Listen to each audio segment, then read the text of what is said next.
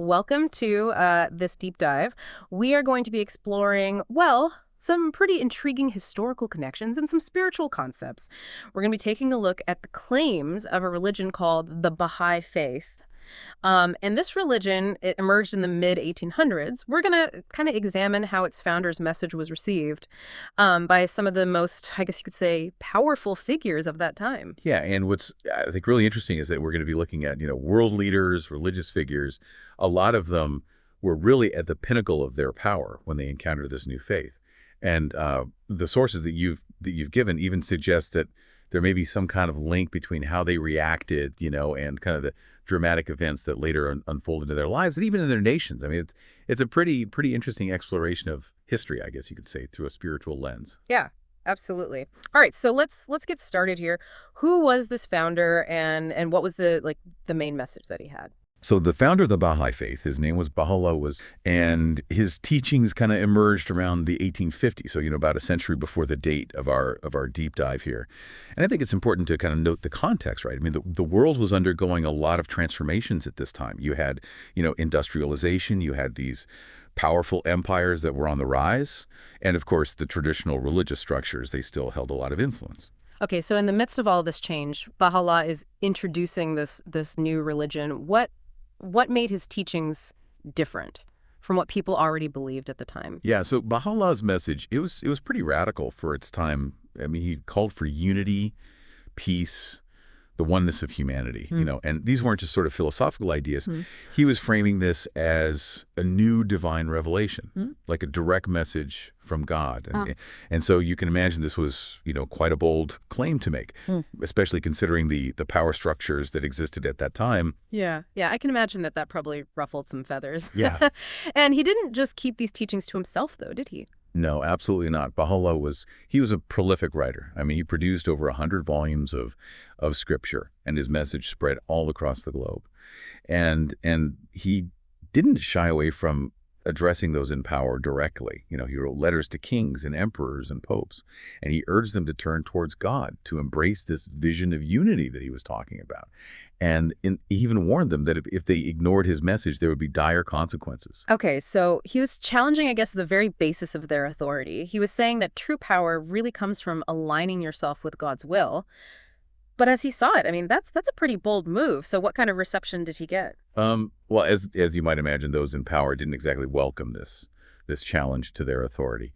And so Baha'u'llah, he faced significant opposition. He was persecuted, he was imprisoned, he was exiled, and he actually endured years of hardship for his beliefs. And this guy spent 40 years in exile and imprisonment. Wow. Can you imagine? I mean, talk about commitment. Right. But even with all that, his teachings spread globally. Yeah, and he was incredibly prolific during that time. He wrote over 100 volumes, laws, prophecies, warnings, you name it. It's basically a blueprint for a new world order, according to him. Whoa. And one of the key themes that runs through all those writings is this idea of the oneness of humanity. Oh, interesting. He truly believed that we are all fundamentally interconnected no matter what our differences are, and that recognizing this unity is like the key to our progress as a species. It's a pretty powerful idea. Absolutely. But I mean, this message of unity, it didn't exactly win over everyone, did it? Unfortunately not. The early Baha'is, they faced some pretty intense persecution. Imprisonment, exile, even execution. It was brutal. Sources say there were something like 20,000 martyrs in Persia alone. It really highlights the prejudice and challenges new faiths often face, especially when they're challenging the status quo. Yeah, for sure. It's like rocking the boat a little too much. And Baha'u'llah, he was not afraid to rock that boat. No, he was not. He wrote directly to some of the most powerful figures of his time. He did, some of the biggest names. Napoleon III, Pope Pius IX, Queen Victoria, even the Shah of Persia. He wasn't messing around. That takes some serious guts. Talk about audacity. Right.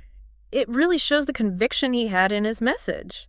So let's talk about these messages a bit. Okay, sure. Like, what did he actually say to these world leaders? Like, for instance, take his message to Napoleon III. Okay.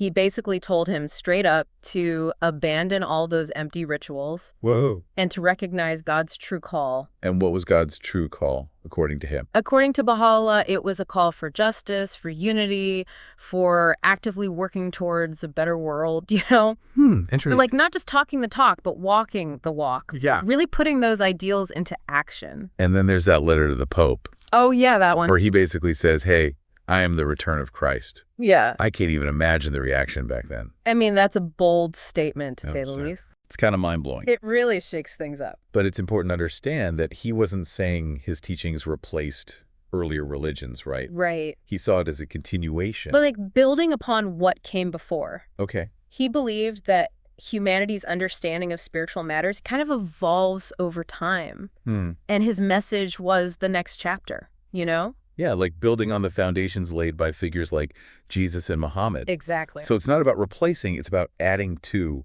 evolving. That's a good way to put it. Okay, cool. Yeah. Now here's where things get really, really interesting, okay? Okay, I'm intrigued. Baha'u'llah, he didn't just write about unity and all these spiritual principles. Right. He also made some pretty remarkable prophecies He did. about the downfall of specific rulers and institutions who opposed him. Like he called them out by name. Oh, yeah. Wow, that's pretty bold. It's crazy. It's a bit unsettling, even, Yeah. but also fascinating, right? Yeah, totally. And the level of detail in these prophecies, it's really something. It's not just vague predictions about empires falling, it's specific people and events. Exactly. Like, take Napoleon III, for instance. Okay. His empire crumbles, and he ends up in exile.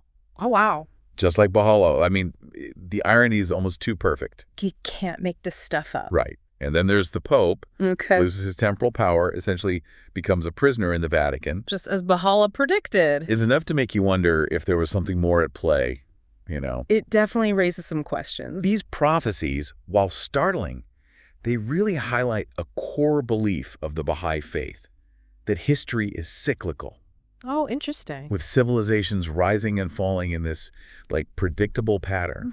Like a wheel turning. Right.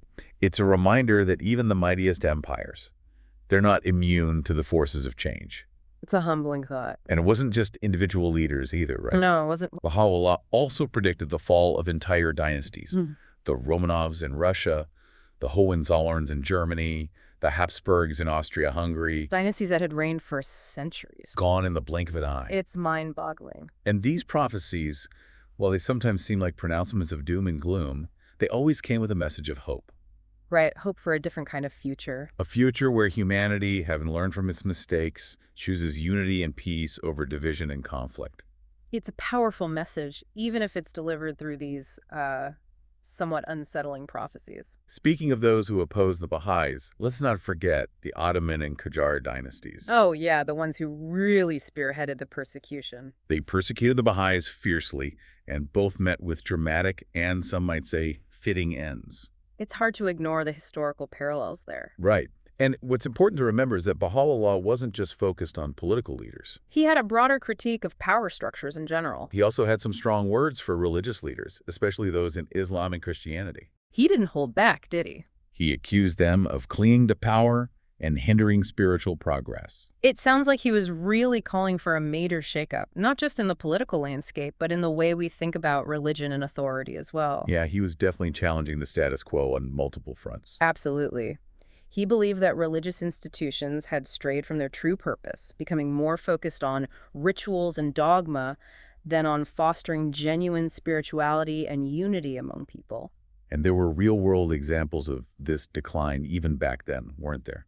The disestablishment of the Russian Orthodox Church and the growing secularization of Europe come to mind. Right. Those are prime examples of how religious authority was being questioned and challenged during that time. It makes you wonder if we're seeing a similar trend today, with so many people questioning traditional religious authority. It's a really interesting question, and one that many scholars are grappling with. The role of religion in modern society is definitely evolving. Yeah, it's a complex issue for sure. But going back to Baha'u'llah, he didn't stop at critiquing existing structures. He also identified what he called false gods that he believed were plaguing humanity. Okay. I'm intrigued. He pointed to nationalism, racialism, and communism. False gods. He saw these ideologies as incredibly divisive and destructive, ultimately leading to conflict and suffering. It's almost eerie how relevant his words feel today, isn't it? It is, isn't it? We're seeing a resurgence of nationalism and racial tensions, and the threat of conflict feels very real. Yeah, it's like history is repeating itself. It's like we haven't learned from the past at all. It's a sobering thought. It is.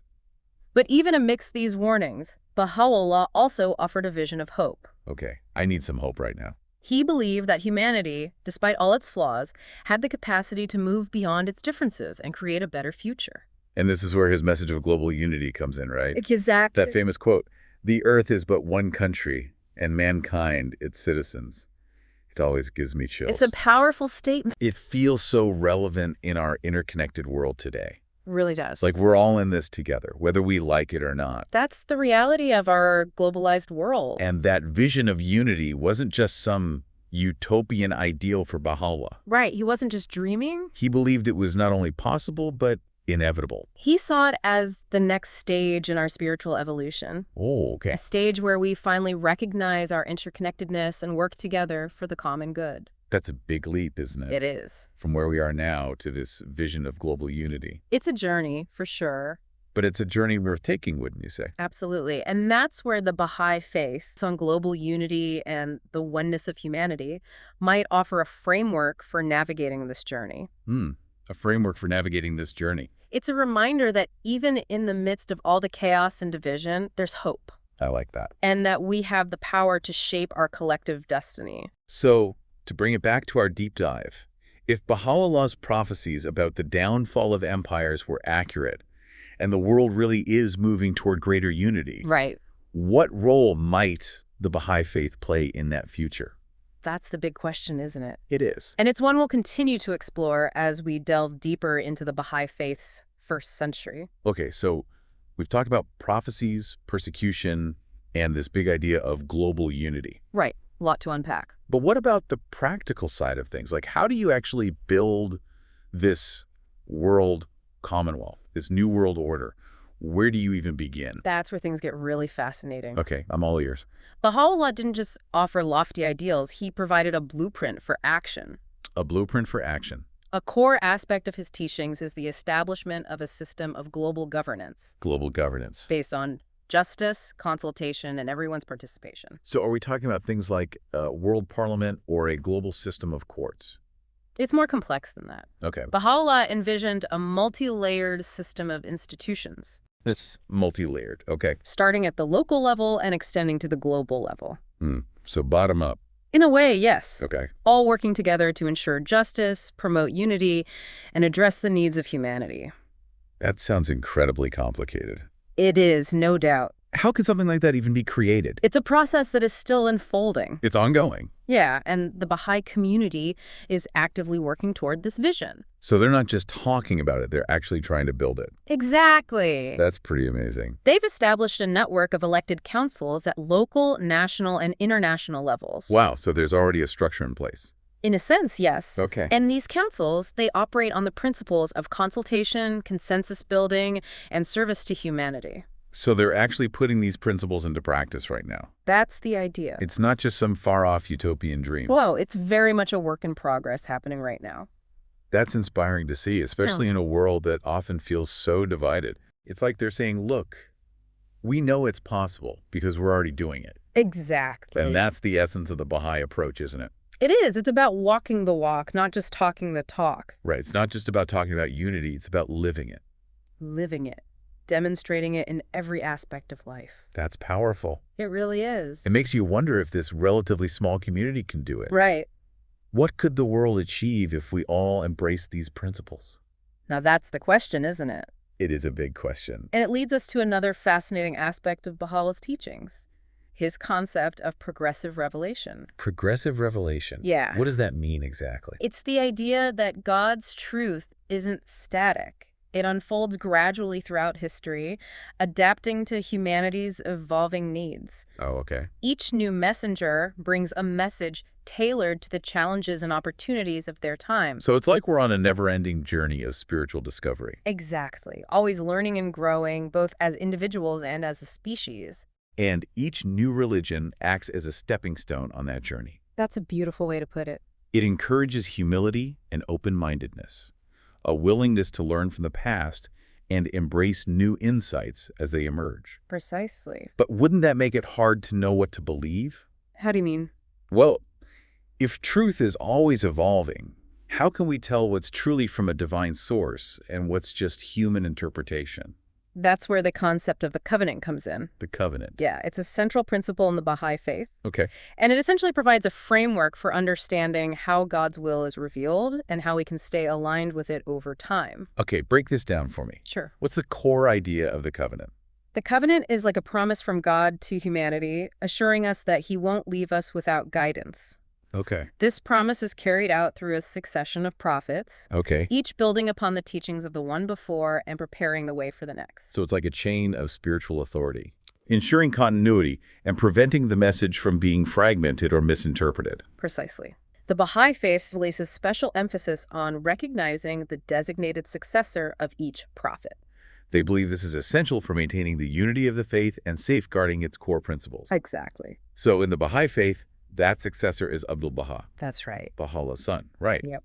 That's the one. Okay, so Baha'u'llah appointed Abdul-Baha as the center of his covenant. Yes, he was the authorized interpreter of his father's teachings and the guide for the Baha'i community after his passing. So Abdul-Baha acted as a bridge between Baha'u'llah's revelation and the future development of the faith. Exactly. His role was critical in keeping the Baha'i faith unified and grounded in its core principles during those crucial early years. This concept of the covenant is profound. It is. It provides a way to understand how God's guidance unfolds over time, even as the world changes and humanity evolves. It's about recognizing the continuity of revelation, that God is always guiding us, but the way that guidance is expressed might change over time. But it also seems to require a lot of faith. In what way?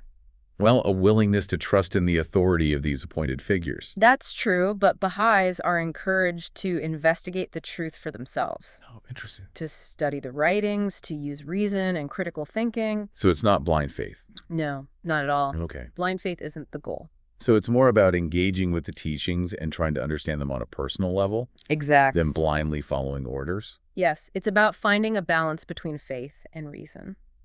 That makes sense. Acknowledging the authority of the prophets while also engaging in your own spiritual exploration. So it's not about shutting down critical thinking, but about providing a framework for understanding and navigating the complexities of faith in a world that's constantly changing. I think that's a great way to put it. Okay, so we've talked about the covenant, this idea of progressive revelation. Right, a lot of big ideas. Now, let's talk about the current state of the Baha'i faith. Okay, sure. It's still relatively young, right? It is just over a century old. But it's already spread to every corner of the globe. It has. It's incredible. And it's incredibly diverse, too, right? That's one of the most beautiful things about it. I've met Baha'is from all walks of life, different cultures, different backgrounds. It's a global community. It's amazing how this message of unity has resonated with so many people around the world. It really is. It's a testament to the power of that idea, I think, I agree. that we can find common ground and work together toward a brighter future, even with all our differences. And that's precisely the message we're left with as we wrap up this first part of our deep dive. Okay, so to recap, the Baha'i faith's first century was full of intense challenges, It was. but it's ultimately a story of resilience, growth, and the spread of hope. And that hope continues to have relevance in our world today. So if Baha'u'llah's prophecies about empires falling were accurate, and we truly are moving toward a more interconnected world, Right. what role might the Baha'i faith play in shaping that future? That's the question we'll be exploring in our next part. Okay, stay tuned, deep divers. We'll be back soon. This idea of global unity is beautiful, but it also makes me wonder how it translates into practical action. Like, how do you actually build a unified world? Right. Baha'u'llah's teachings talk about a world commonwealth. What do you mean by that? That's where things get really fascinating. He was talking about a radical departure from the way we've organized ourselves for centuries. We're so used to thinking in terms of nations' borders, us versus them. Yeah. But Baha'u'llah envisioned a world where national interests take a back seat to the common good of humanity. So are we talking about a world government then? Like a global United Nations with real power? Not exactly a world government in the traditional sense. It's more about a system of global governance based on cooperation, justice, and recognizing our shared humanity. Mm. A system where nations still exist but work together to address global challenges. Okay, I can see how that would be a major shift. But how realistic is that?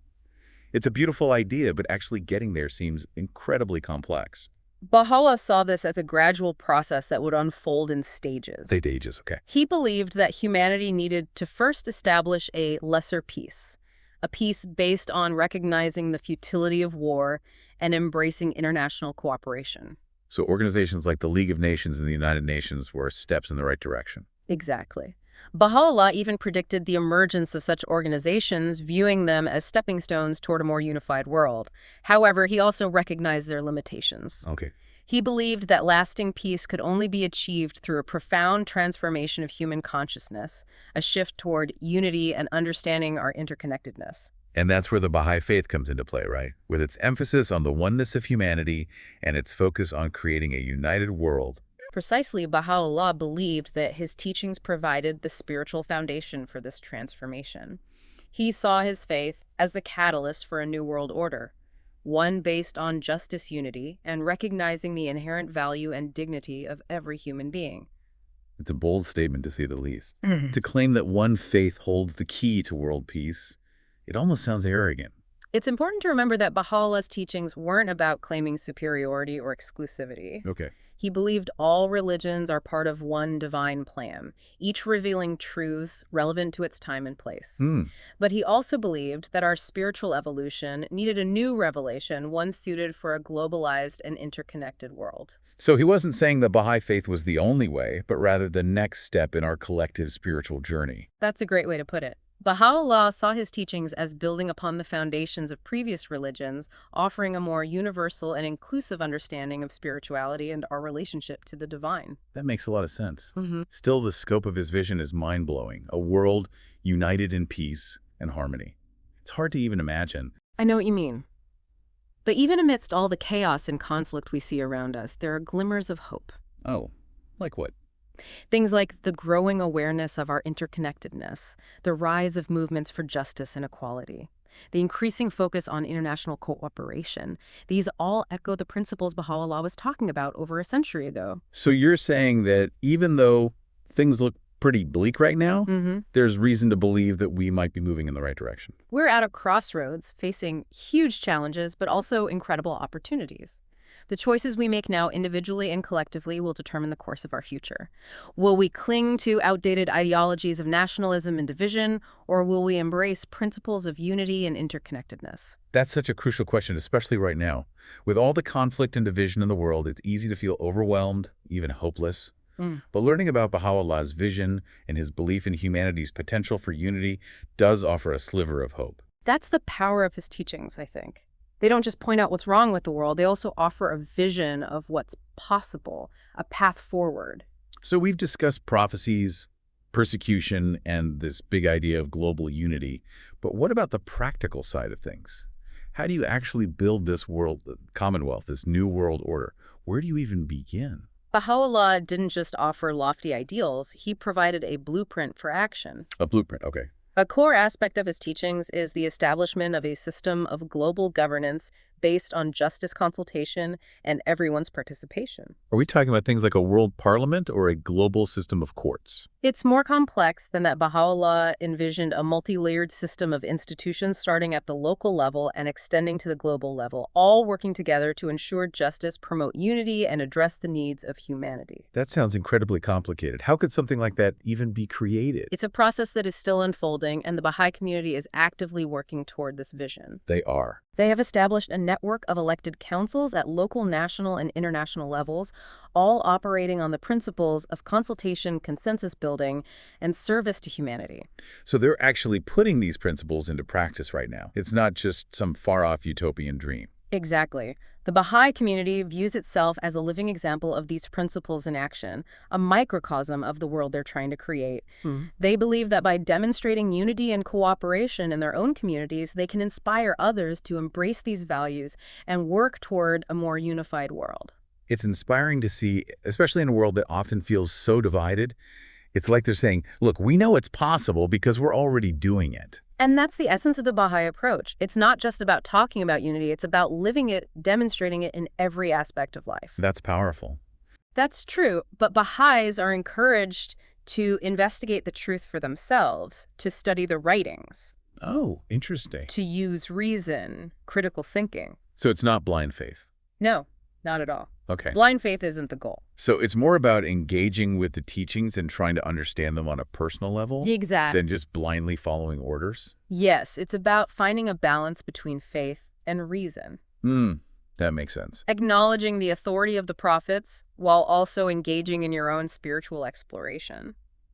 So it's not about shutting down critical thinking, but about providing a framework for understanding and navigating the complexities of faith in a world that's constantly changing. I think that's a great way to put it. Okay, so we've talked about the covenant, this idea of progressive revelation. Right. A lot of big ideas. Now let's bring it back down to earth a bit. Sure. Let's talk about the current state of the Baha'i faith. Oh, okay. It's relatively young, right? It is just over a century old. But it's already spread to every corner of the globe. Oh, it has. It's incredible. And it's incredibly diverse too, right? Yeah, one of the most beautiful things about it. Yeah. I've met Baha'is from all walks of life, different cultures, different backgrounds. It truly is a global community. It's amazing how this message of unity has resonated with so many people around the world. It really is a testament to the power of that idea. Right, that we can find common ground, work together toward a brighter future, even with all our differences. And that's precisely the message we're left with as we wrap up this deep dive. Okay. The Baha'i faith's first century was full of intense challenges,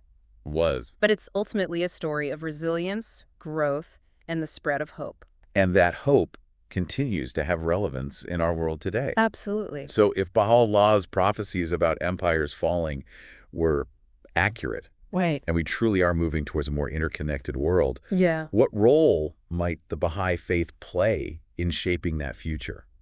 That's a question worth pondering, isn't it? It is. As we navigate the complexities of our times. The Baha'i faith offers a vision of unity, a framework for global governance, and a call to action.